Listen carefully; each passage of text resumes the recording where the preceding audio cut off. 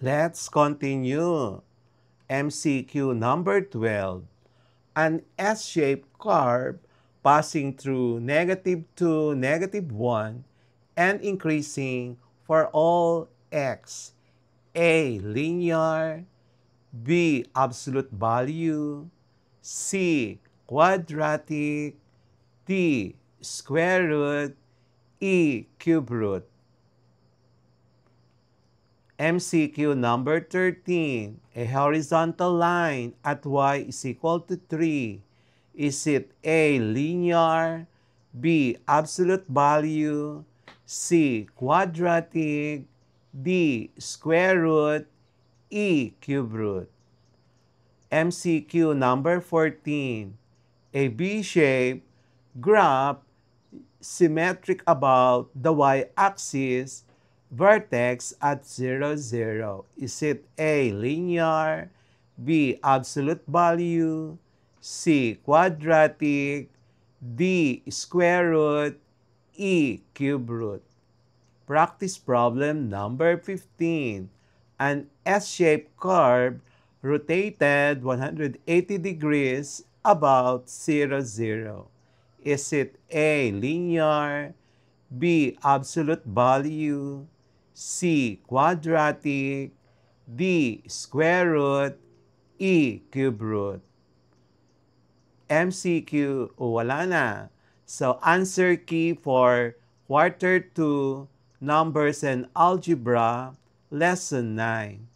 Classifying functions, identifying linear, absolute value, quadratic, square root, and cube root functions through graphs and equations. So, this the answer key is as follows. Number 1, A, linear. Number 2, B, absolute value. Number 3, C, quadratic. Number 4, D, square root. Number 5, E, cube root. Number 6, A, linear.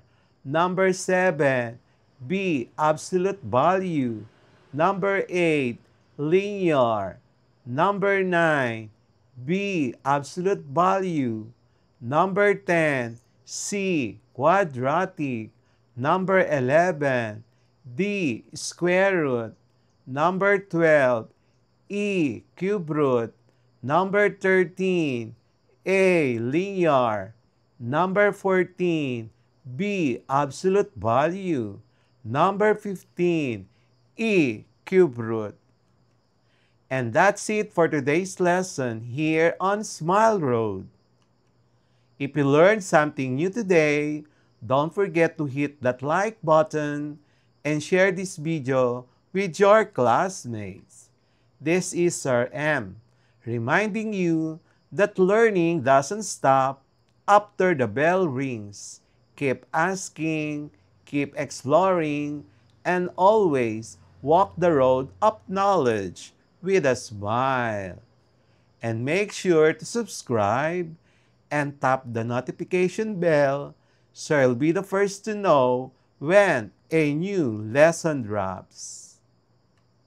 Smile Road, where curiosity meets discovery. See you in our next lesson. Bye-bye!